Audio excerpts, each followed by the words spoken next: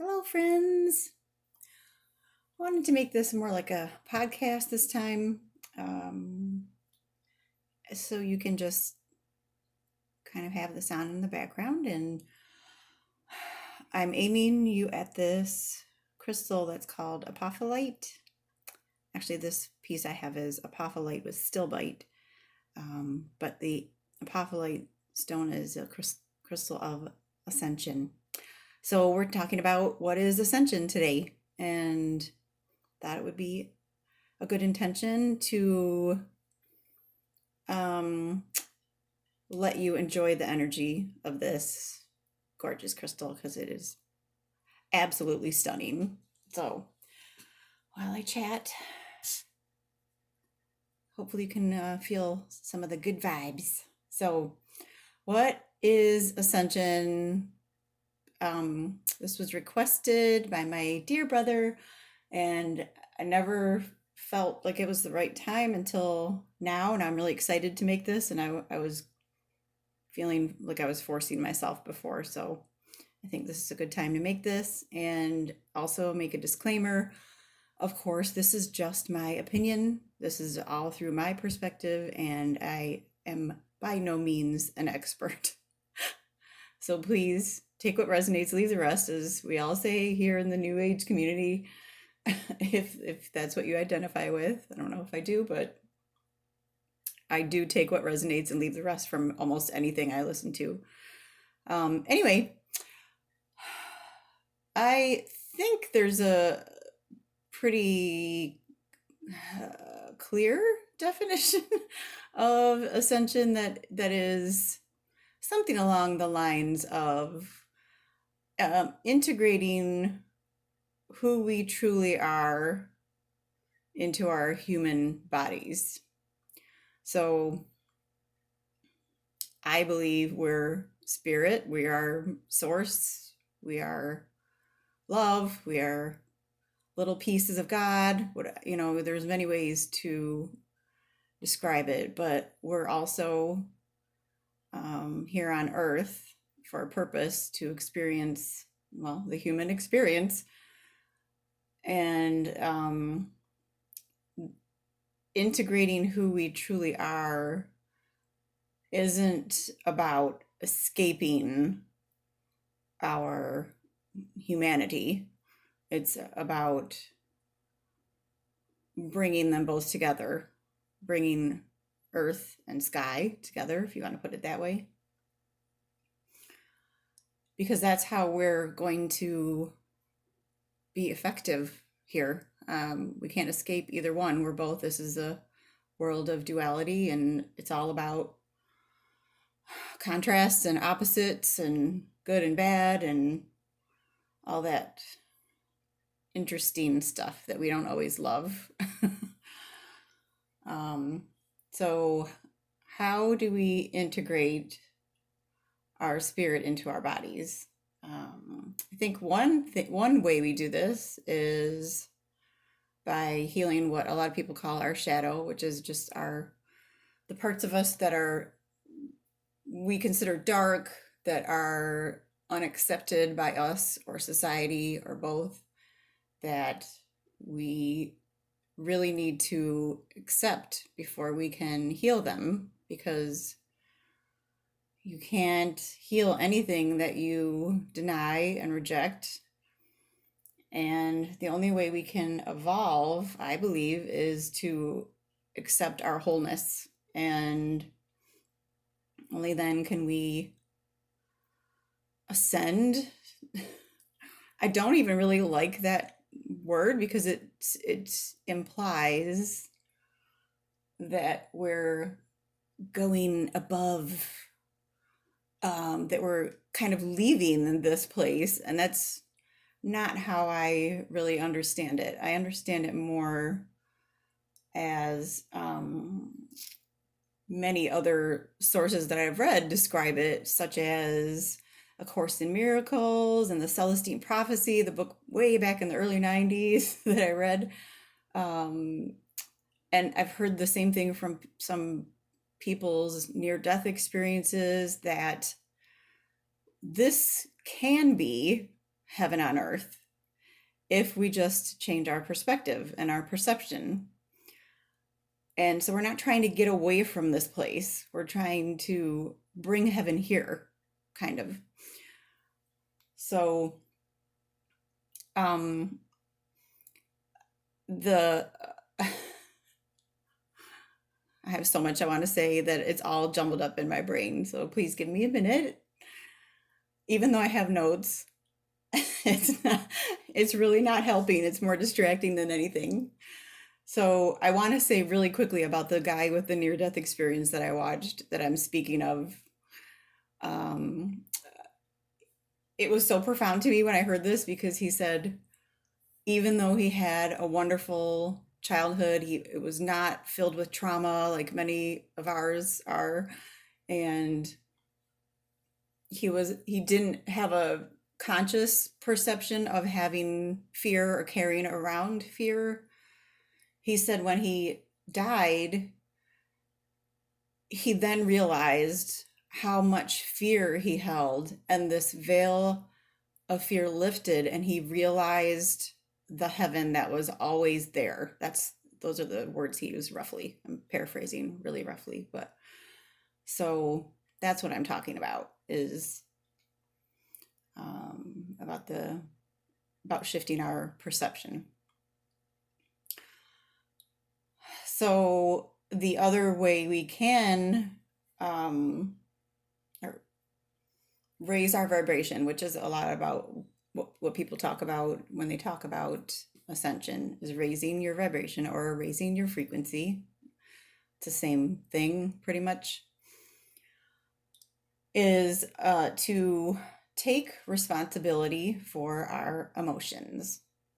So if you look at the word response ability, it's our ability to respond versus react, which is what most of us do. We react out of conditioning, out of fear, out of habit, so many things. So the first step in taking responsibility for your emotions is to become aware of your emotions. That's the first step in anything, isn't it? Awareness. And only then when you're aware can you do something about it. So one book that I found really helpful regarding this is a book called Power versus Force. Try not to set it on fire. So this book is by David Hawkins, and in it he uses kinesiology, which is it's muscle testing. So if you don't know what muscle testing is, it's a technique people use to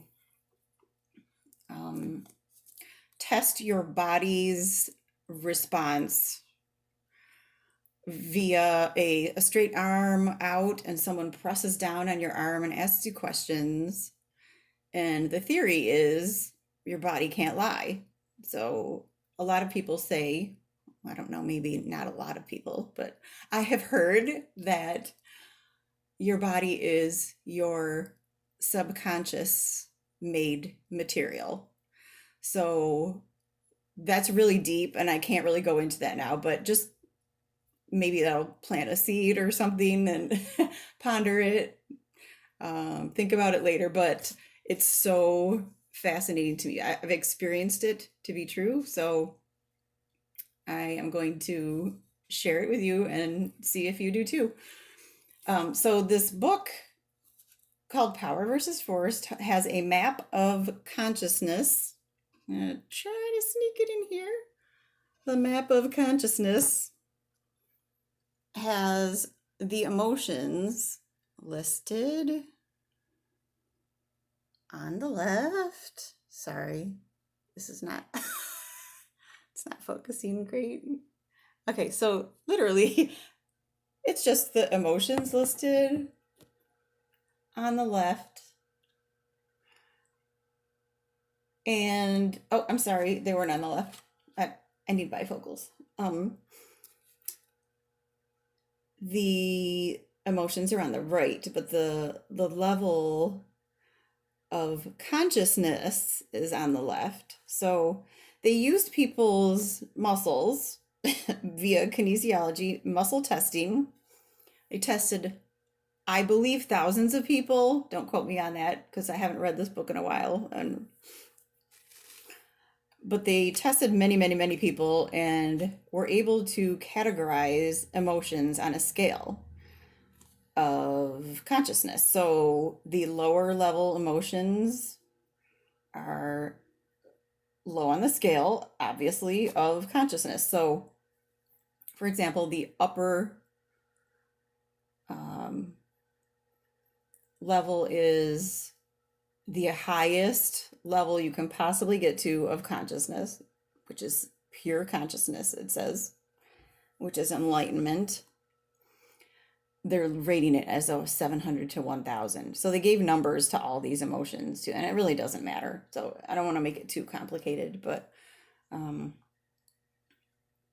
the lowest level was fascinating to me because I would have thought that the lowest level emotion would be something like rage or, gosh, even apathy, but it's actually shame because shame is hating yourself. Guilt is kind of feeling bad about hurting someone else, but shame is turning that towards yourself. And that's apparently the worst. I hate to say the worst, but the lowest level of consciousness. So a lot of us have a lot of trapped shame. So that is a big thing to heal. And yeah, just layers upon layers upon layers to get to that and heal that. So we have a lot of work to do in order to raise our consciousness and ascend. Um, Let me see here.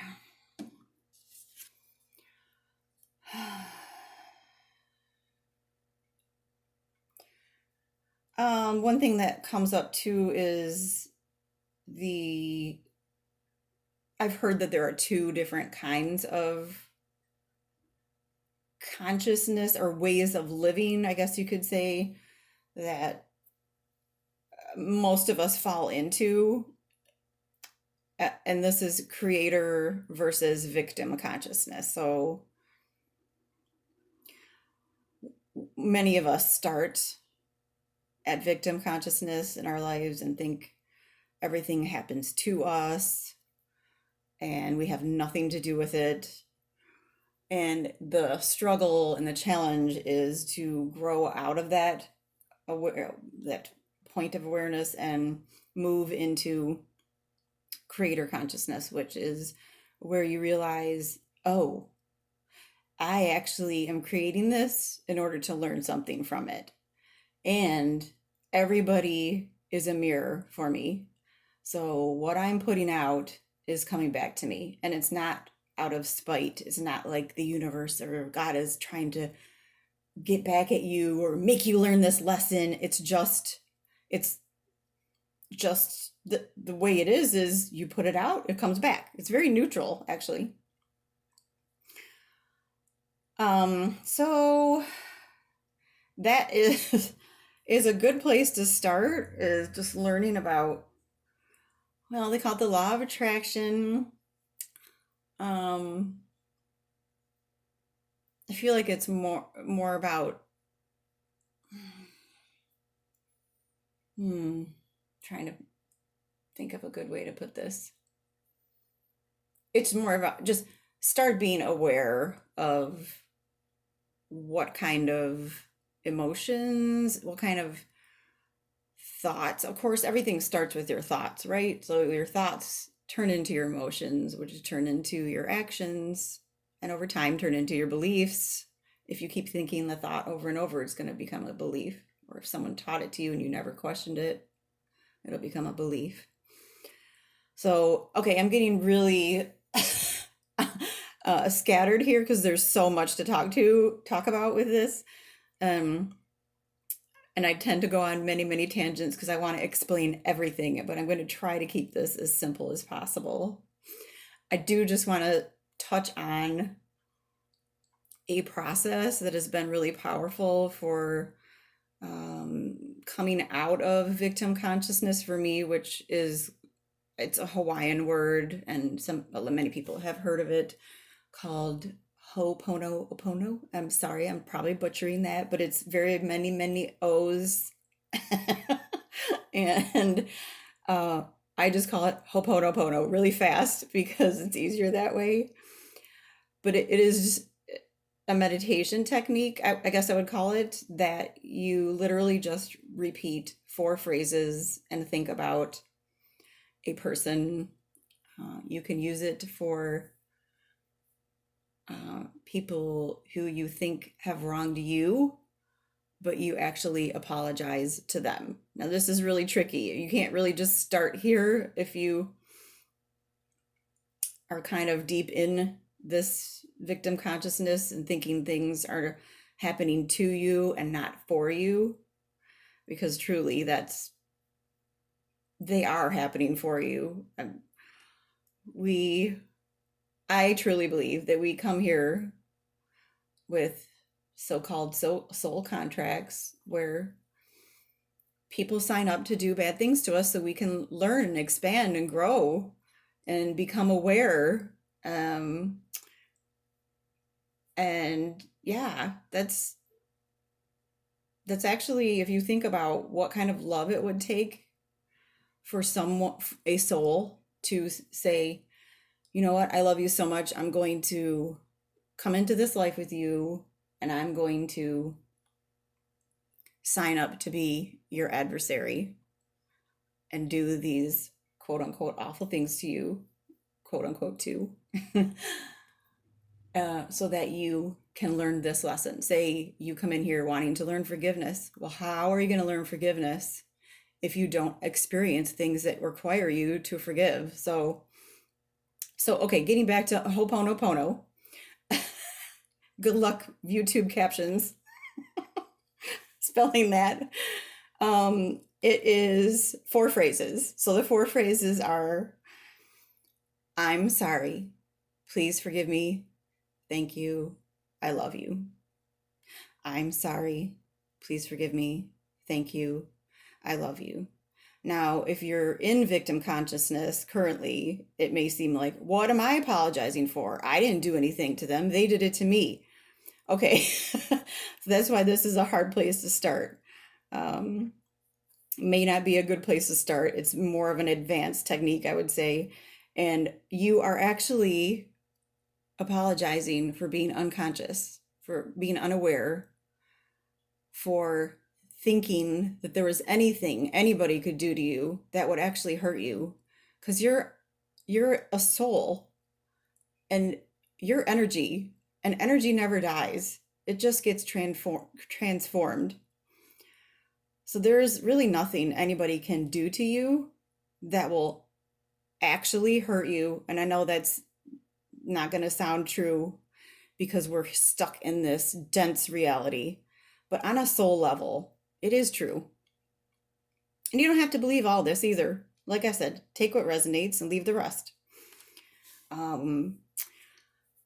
So the other thing to go into about this raising your vibration is that there's also this law called the law of entrainment, which is saying that that higher frequencies can affect lower frequencies and change them. In other words, make the lower frequencies come up to the level of the higher frequencies. And that's actually how crystals work, but that's a whole nother video, so I'll save that. So even if you're stuck in a family that is, say everybody's stuck in victim consciousness, they're all blaming everybody else for their problems, and you think, well, there's no hope for me because I can't change them. You know, I hope you all know you can't change other people. Because you definitely cannot. On on a, oh my gosh, how do I describe this? So the law of entrainment actually says, I have to contradict myself. The law of entrainment actually says you can change other people with your vibration. So if you are working on healing yourself and you're raising your vibration and you come into contact with your family or other people or strangers, doesn't matter who are lower on a lower frequency, you can actually help them just by being yourself. I think that's awesome. So, but what I want to say is you cannot change them by forcing. You cannot change someone by forcing your opinions or your beliefs, your anything on them. And I've learned that the hard way, trust me. And I'm speaking of when I went vegan. So, boy, I was trying to force a lot of people to accept my opinion about that. So, that's a whole different personal story, too. So, I will um, leave it at that. I, oh, I do want to say about the entrainment and how it, uh, if you want a really simple way of explaining how that works, or why it actually explains why there's that saying that misery loves company, because similar frequencies tend to stick together and hang around each other, and so you kind of need somebody sometimes who's going to jolt you out of your complacency, I guess. Someone of a higher frequency, and I'm not saying higher like better, because it's not. It's like saying, oh, fifth graders are better than fourth graders. No, it's just different. So I don't want to come off like that. But yes, misery loves company because of the law of entrainment. It's comfortable to stay with other people who are a similar vibration as you. And sometimes I have experienced where people will actually reject the love or the Reiki I'm trying to send because they're uncomfortable changing out of that frequency, and it's more comfortable to stay the same. So that's just something to be aware of that can happen. Um, and the law of entrainment is actually how all energy healing works. It's someone with a higher vibration or frequency kind of holds that frequency for someone else so they can come up, be lifted up and heal themselves. I do want to